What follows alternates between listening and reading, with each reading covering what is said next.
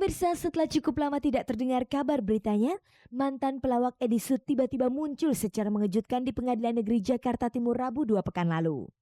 Kehadiran Edi Sud di lembaga peradilan itu ternyata untuk mengurus keberadaan rumah pribadinya yang terletak di kawasan Pulau Mas, Jakarta Timur yang akan disita oleh Bank Swasta Nasional (NISP). Untuk selanjutnya setelah disita, rumah itu akan dilelang ke masyarakat luas. Rencana penyitaan dan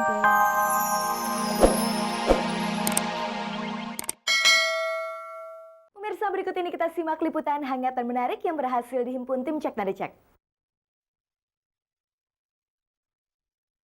Pemirsa, Rabu 26 Juni lalu Helmi Yahya lewat rumah produksinya Triwarsana meluncurkan sinetron berjudul Anak Perawan di Sarang Penyamun. Peluncuran sinetron yang diadaptasi dari novel karya Sutan Takdir Ali Syahbana dan pernah dibuat dalam versi layar lebar itu tentunya menandaskan bahwa Helmi Yahya tidak setengah-setengah terjun ke dalam dunia entertainment.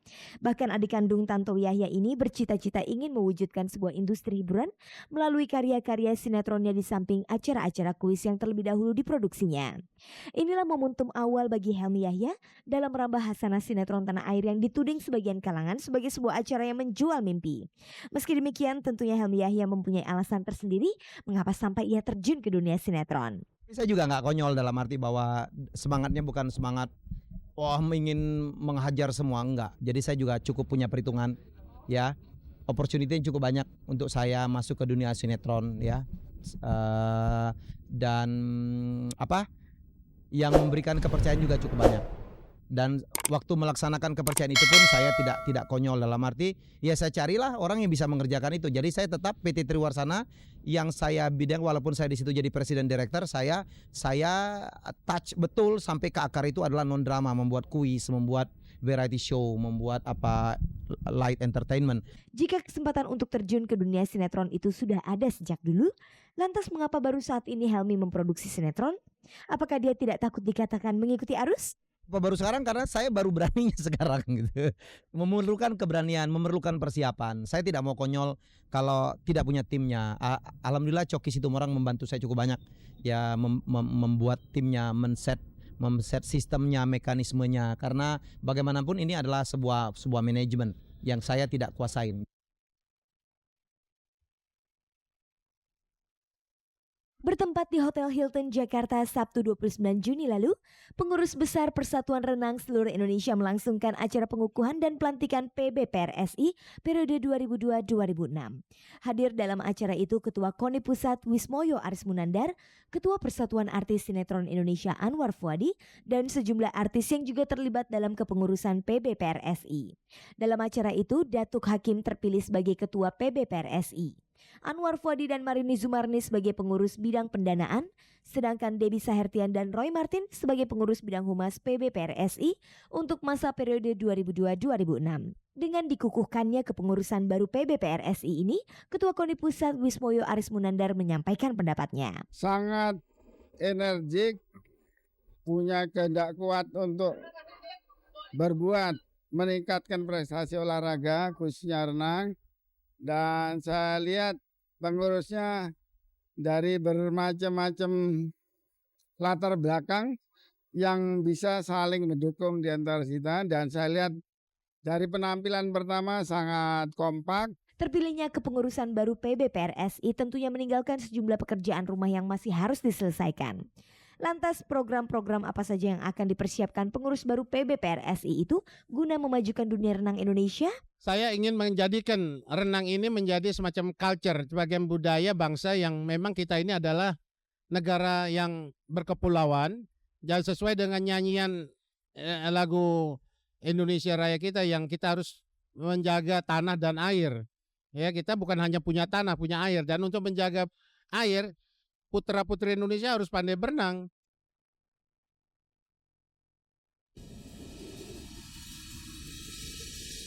Rabu 3 Juli 2002, artis Nia Zulkarnain mengadakan acara 40 hari wafatnya suami tercinta Alexander David Siahaan di kediamannya di kawasan Pasar Minggu, Jakarta Selatan.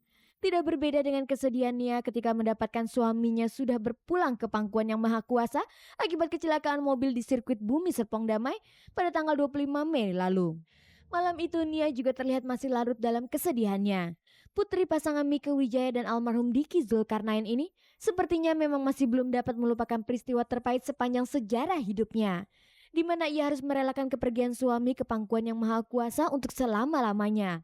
Kini setelah 40 hari kepergian Alex, hari-hari Nia adalah hari-hari terberat yang harus dilaluinya dalam kesendirian. Semakin hari semakin berat ya, karena habis 40 hari ini apalagi mungkin saya baru mulai keluar rumah untuk kerja ya, baru mulai bersosialisasi lagi. Selama ini kan 40 hari saya di rumah. Ya itu nanti saudara-saudara saya, kakak saya, adik saya udah mulai pulang kerja ke rumahnya masing-masing, mulai terasa sepi ya, mulai ya makin hari makin berat lah gitu. Tapi ada hal juga yang membahagiakan saya bahwa saya udah dimimpiin kemarin tanggal 30 gitu, dan kebetulan alhamdulillah sekali mimpinya tuh indah banget. Jadi saya walaupun saya kangen, walaupun saya rindu gitu, bangunnya tuh saya happy, bangunnya saya alhamdulillah gitu karena mimpinya indah banget gitu. Setelah memimpikan Alex, apakah kerinduan Nia terhadap almarhum sudah terobati? Atau apakah Nia mengekspresikan kerinduannya itu melalui syair sebuah lagu? Iya, kata-katanya tuh ada di salah satu baitnya itu, andai waktu dapat berputar kembali, ingin rasanya hati ini selalu memeluk dan mendekapmu selamanya gitu, dan berkata jangan tinggalkan aku. Jadi apa ya di bait yang atas tuh saya menggambarkan rasa ketidakpercayaan saya bahwa dalam sekejap mata gitu, dalam sedetik tiba-tiba segalanya bisa berubah. Saya nggak menduga gitu bahwa akhirnya dia nggak ada di sisi saya tuh selamanya gitu.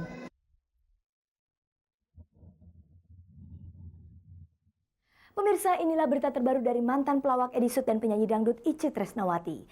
Setelah lama tidak terdengar kabar beritanya, pasangan yang sempat populer pada dekade 80-an ini secara mengejutkan muncul di Pengadilan Negeri Jakarta Timur. Kedatangan Edi Sud di sana ternyata untuk mengurus rumahnya di kawasan Pulau Mas, Jakarta Timur yang akan disita oleh salah satu bank swasta.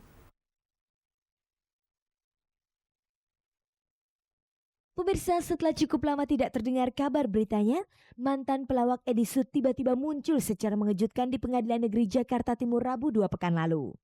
Kehadiran Edi Sud di lembaga peradilan itu ternyata untuk mengurus keberadaan rumah pribadinya yang terletak di kawasan Pulau Mas, Jakarta Timur yang akan disita oleh Bank Swasta Nasional NISP. Untuk selanjutnya setelah disita, rumah itu akan dilelang ke masyarakat luas.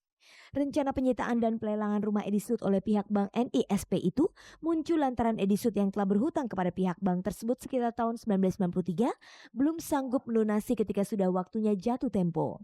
Inilah yang akhirnya membuat Edi Sud harus berurusan dengan pihak Pengadilan Jakarta Timur yang ditunjuk Bank NISP sebagai lembaga perantara yang akan melelang rumah Edi Sud.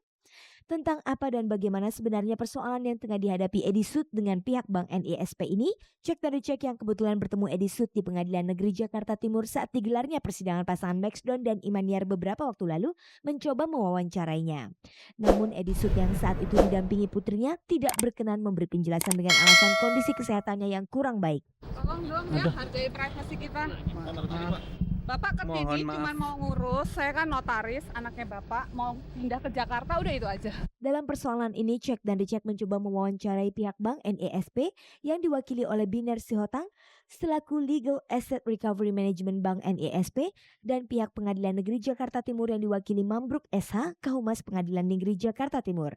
Berikut penjelasan mereka kepada cek dan dicek seputar persoalan rumah Edi Sud yang akan disita dan dilelang itu. Pada dasarnya ya untuk hal ini kita nggak bisa ngasih penjelasan, terus terang aja ya. Masalahnya ini masalah privasinya nasabah kita itu loh. Lebih bagus ini ditanya ke pengadilan karena ini udah kita serahkan ke pengadilan. Kedatangannya itu sebagai termohon lelang dari pemohon lelang untuk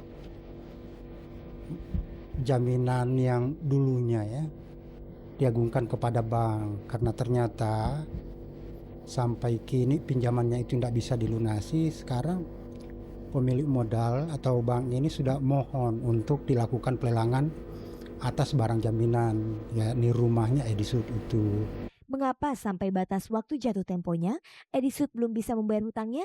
Lantas alasan apa yang waktu itu Edi Sud sampaikan ke pihak Bank NISP? Wah, kalau mengenai itu kan ya ditanya aja ke Edisutnya itu loh, kenapa Pak Edisut nggak mau bayar. Nah itu loh, kalau alasan dia sih bahwa sekarang dia nggak punya nggak punya, ya mungkin ya, saya nggak tahu itu loh. Cuman terus terang aja, dari NSP selalu punya etikat baik untuk menyelesaikan, bukan lewat pengadilan.